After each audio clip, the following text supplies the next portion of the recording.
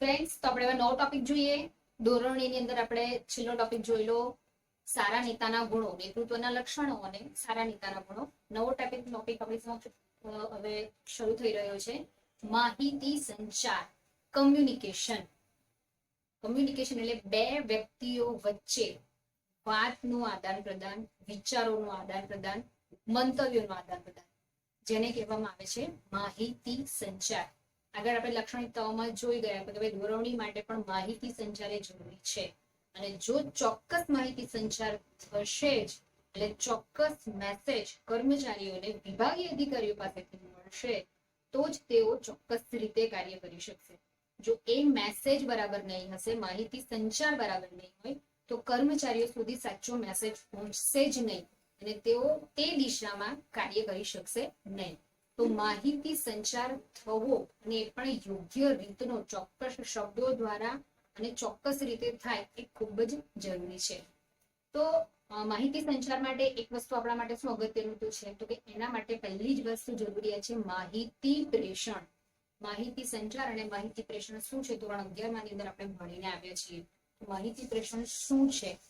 માહિતી સંચાર કરતા અગત્યનું જો બાબત હોય તો તે છે માહિતી પ્રેષણ. માહિતી પ્રેષણ એટલે શું કે તળ સપાટીના કર્મચારીઓ જે કંઈ પણ કાર્ય કરે છે એ કાર્યને પોતે અહેવાલ દ્વારા મધ્યમ સપાટીના કર્મચારીને પહોંચાડે છે અને મધ્યમ સપાટી દ્વારા એ અહેવાલ ઉચ્ચ સપાટીના અધિકારીને પહોંચે છે.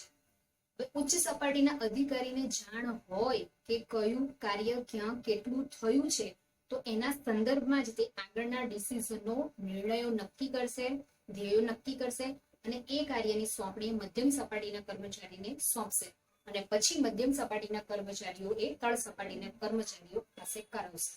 તો એના માટે ચોક્કસ માહિતી પ્રેષણ પહેલા થવું જોઈએ. એટલે કે ઉચ્ચ અધિકારીને ખબર હોવી જોઈએ કે પ્લાન્ટિંગની અંદર કામ ક્યાં થયું છે, કેટલે સુધી થયું છે. તો એના આધારે એમણે કાચો માલ મંગાવવો છે, કઈ વસ્તુ મંગાવી છે, કેટલા પ્રમાણમાં મંગાવી છે, કે શું ડિસિઝન લેવું છે, એના આધારે એ લઈ શકે. એટલે એવું કહેવાય કે માહિતી સંચારની પૂર્વ શરત એ માહિતી પ્રેષણ છે. માહિતી સંચાર માટે માહિતી પ્રેષણ જરૂરી છે. માહિતી સંચાર કમ્યુનિકેશનની જો વાત કરીએ તો વિશ્વ આજે કે એટલા મોટા ફલક ઉપર વિકસી રહ્યું છે કે વિશ્વ આખું બજાર જ બની રહ્યું છે. ઇકોનોમિક્સની અંદર આપણે ભણીએ છીએ કે વિશ્વ એક બજાર છે. કઈ રીતે બજાર છે? તો કે ભાઈ કયા દેશમાં કોરોનાની રસી શોધાઈ છે, ક્યાં શોધાઈ છે, અને કેટલી સફળતા મળી છે. આપણને બેઠા બેઠા હાફ એન અવરમાં આપણને બધા મેસેજ મળી જાય છે. તેમાં આપણા દેશમાં પણ રાફેલની જે ઇનોવેશન થયું છે કે ગ્રહો માટે, ઉપગ્રહો માટે કે જે કઈ ટેકનોલોજી બાબતે જે કઈ પણ ઇનોવેશન થાય છે એ માહિતી વિશ્વના દેશોને ફલક પરમાં તરત જ મળી જાય છે. તો આ કોમ્યુનિકેશનના લીધે પહેલા એટલી બધી ઇન્સ્ટન્ટલી આપણે કોઈ પણ દેશની ખબર કે માહિતી મળતી નહોતી. હવે મળી જાય છે. તેમ આપણા દેશની માહિતી બીજા દેશને મળી જાય છે ને એના આધારે આપણે કોમ્યુનિકેશન ડેવલપ વધુ કરીને કોઈ પણ વસ્તુની સરળતાથી આયાત કરી શકીએ છીએ અને નિકાસ કરી શકીએ છીએ. એટલે વિશ્વના દેશો એકબીજાને કેવા આવી ગયા છે? નજીક આવી ગયા છે. તો આ કોમ્યુનિકેશનને આભારી છે. આપણે આ કોમ્યુનિકેશનનો એપ્લાય ક્યાં કરવાનો છે? કંપનીની અંદર, પ્લાન્ટની અંદર કરવાનો છે. અને એ કોમ્યુનિકેશન ત્રણેય સપાટીએ થાય, ઉચ્ચ, મધ્યમ અને નિમ્ન સપાટી, કે જે ત્રણ સપાટીને જોડી રાખીને છેલ્લા આપણે કહીએ છીએ પ્રમાણે કે છેલ્લા ધ્યેયને આપણે સિદ્ધ કરી શકીએ. તો કંપનીમાં એને ફોલોઅપ કરાવવા માટે શેની જરૂર હોય? તો કે ભાઈ ચોક્કસ પ્રકારના અહેવાલ સ્વરૂપે હોઈ શકે, પત્રો સ્વરૂપે હોઈ શકે છે, શબ્દો દ્વારા, મંતવ્યો દ્વારા, વિચારો દ્વારા, માર્ગદર્શન દ્વારા. આ રીતે માહિતી સંચાર કંપનીની અંદર શક્ય બની શકે છે. તો આપણે અહીંયા માહિતી સંચાર જે છે એની એક વ્યાખ્યા જોવાની છે અને તેનો અર્થ જોવાનું છે કે ભાઈ માહિતી સંચાર શું છે. તો જોઈએ માહિતી સંચાર. પહેલું છે કે તે સંચાલનનું શું છે? એક અનિવાર્ય અંગ છે.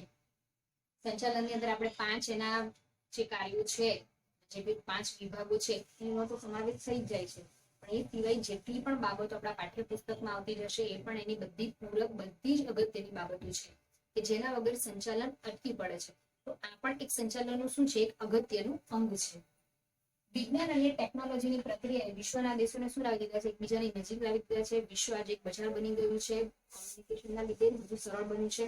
વિશ્વના દેશો સાથેની આપણી જે આપણી થાય છે કે જે વાતચીત વ્યવહારો થાય છે એના ઘણા બધા વેઝ છે. ઈમેલ દ્વારા છે, ટેલિકોન્ફરન્સ છે, ઘણા બધા માર્ગો છે કે જેના દ્વારા આપણે વિશ્વના દેશો સાથે કોન્ટેક્ટ ડેવલપ કર્યા છીએ, કરતા રહીએ છીએ.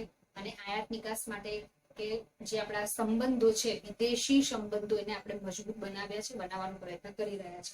તો આ એક જસ્ટ આપણને એક્ઝામ્પલ આપ્યું છે કે એનું કારણ એક માહિતી સંચાર જ છે, કમ્યુનિકેશન જ છે, કે એ આપણને મજબૂત બનાવે છે, બીજા વ્યક્તિ સાથેના સંબંધોને મજબૂત કરે છે. તો કંપનીની અંદર એ કેવી રીતે શક્ય બને? તો કંપનીની અંદર માહિતી સંચાર કેમ શક્ય બને છે?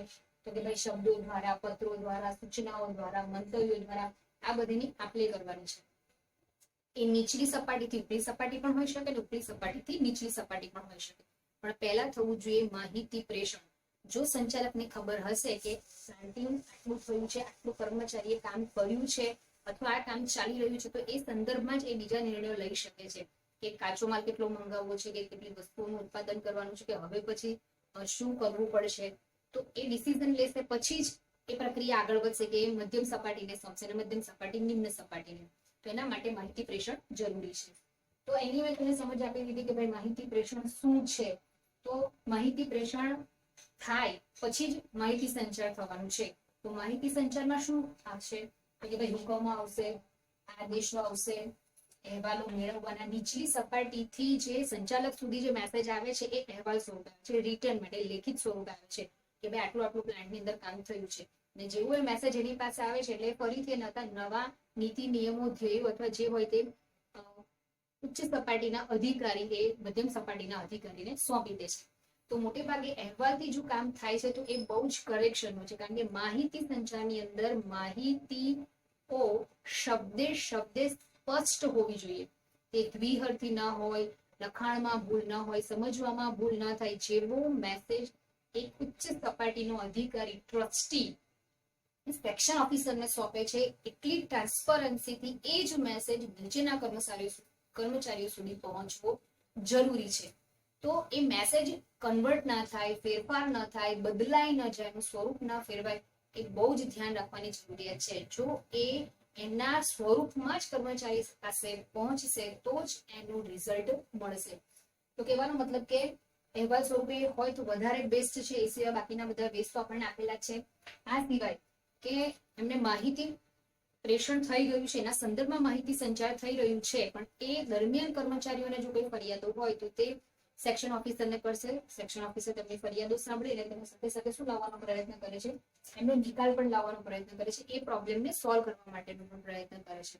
તો એ પણ ચોક્કસ પ્રકારના કમ્યુનિકેશનને કારણે જ શક્ય બને છે. જો આ ચોક્કસ કમ્યુનિકેશન ન હોય તો આ ફરિયાદો, એનો નિકાલ એ બધું થશે નહીં ને વ્યક્તિ ફરિયાદોની અંદર અટવાયેલું રહે છે અને જે રિઝલ્ટ મળવું જોઈએ મળતું નથી. આગળ જોઈએ આપણે એનો અર્થ. કે અર્થ શું કહેવા માંગે છે? કે એક વ્યક્તિ દ્વારા બીજી વ્યક્તિને સ્પષ્ટ અને અકબદ્ધ સ્વરૂપમાં એકદમ ચોખ્ખી જે તમને રજૂઆત કરવાની છે એ જ રજૂઆતમાં મેસેજ કર્મચારી સુધી પહોંચવો જોઈએ. આગળ આપણે જ્યારે આવશે કે માહિતી સંચાર કેવી રીતે થવો જોઈએ અથવા માહિતી કેવા સ્વરૂપની હોવી જોઈએ તેનું તમને બરાબર સમજાવીશ. કે સેન્ટેન્સ દ્વારા આપણે સમજવાનો પ્રયત્ન કરીશું કે માહિતીઓ દ્વિઅર્થી ન હોવી જોઈએ અને ચોક્કસ હોવી જોઈએ, સ્પષ્ટ અક્ષરમાં હોવી જોઈએ અને જે મેસેજ છે કર્મચારીઓ સુધી પહોંચવો જોઈએ. એ ઉદાહરણ આપણે આગળ જોઈશું. પણ કહેવાનો મતલબ કે અહીંયા મેસેજમાં કોઈ છેડછાડ નહીં થવી જોઈએ. એ સ્પષ્ટ હોવો જોઈએ, મેસેજ અકબદ્ધ હોવો જોઈએ અને માહિતી પહોંચાડવી જરૂરી છે કે જેથી બીજી વ્યક્તિ માહિતી આપનાર વ્યક્તિને એના જે ઉદ્દેશો છે એને સમજી શકે અને એ ઉદ્દેશોને શું કરી શકે? અમલ. જે ઉદ્દેશ્ય સાથે માહિતી ઘડવામાં આવી છે, રચવામાં આવી છે, એ જ માહિતીનો ઉદ્દેશ્ય ફૂલફિલ થાય તે માટે એવી જ માહિતી કર્મચારી સુધી પહોંચવી જોઈએ કે જે એ માહિતી મળવાથી જે ઉદ્દેશ્ય ધ્યેય નક્કી કરવામાં આવ્યું છે એ દિશામાં એક કામ કરવા માટે પ્રવૃત્ત બની શકે. જોઈએ આગળ આપણને એની વ્યાખ્યા આપેલી છે. ન્યુમેન એન્ડ સમન નામના સંચાલન શાસ્ત્રીની વ્યાખ્યા આપી છે. આપણે જોઈએ કે માહિતી સંચાર એટલે હકીકતો, જે ફેક્ટ છે તે, વિચારો, તમારા જે તમારું જે થિંકિંગ છે તે, અભિપ્રાયો એટલે કે તમારા ઓપિનિયન્સ જે છે તે, અને લાગણી એટલે કે તમારી જે ફિલિંગ્સ છે તે. લાગણીઓ બે કે તેથી વધુ વ્યક્તિઓ વચ્ચે થતી આપ-લે. બધાની બે અથવા તેથી વધુ વ્યક્તિઓ વચ્ચે શું થવાની છે? આપ-લે થવાની છે. એના વિચારોની આપ-લે થવાની છે, એના મંતવ્યોની આપ-લે થવાની છે, અભિપ્રાયોના જે આપ-લે છે તે થવાની છે. તો અહીંયા બે વ્યક્તિઓ વચ્ચે કમ્યુનિકેશન કયા કયા માર્ગે ને કેવી રીતે થાય છે એની વાત કરી છે. ફરીથી જોઈ લો. ન્યુએન અને સમરની જે વ્યાખ્યા છે તે કે જે કંઈ પણ હકીકત છે, જે વિચારો છે, જે અભિપ્રાયો છે, લાગણીઓ છે, એની બે કે તેથી વધુ વ્યક્તિઓ વચ્ચે થતી આપલે, બે કે તેથી વધુ વ્યક્તિઓ વચ્ચે આ બધાની શું થાય છે? આપલે થાય છે. અને એ આપલે જેટલી ટ્રાન્સપરન્સીથી થશે એટલી ટ્રાન્સપરન્સીથી આપણે ધ્યેયને સિદ્ધ કરી શકીશું, ઉદ્દેશ્યને સિદ્ધ કરી શકીશું. પણ મેઇન વસ્તુ જે આપણે જોઈ ગયા હતી કે ભાઈ માહિતી સંચાર માટે શેની જરૂરિયાત છે? માહિતી પ્રેષણની જરૂરિયાત છે. બોર્ડની એક્ઝામમાં વિધાન સમજાવો તમને પૂછાઈ શકે, ભાઈ માહિતી સંચાર માટે માહિતી પ્રેષણ શા માટે અનિવાર્ય છે?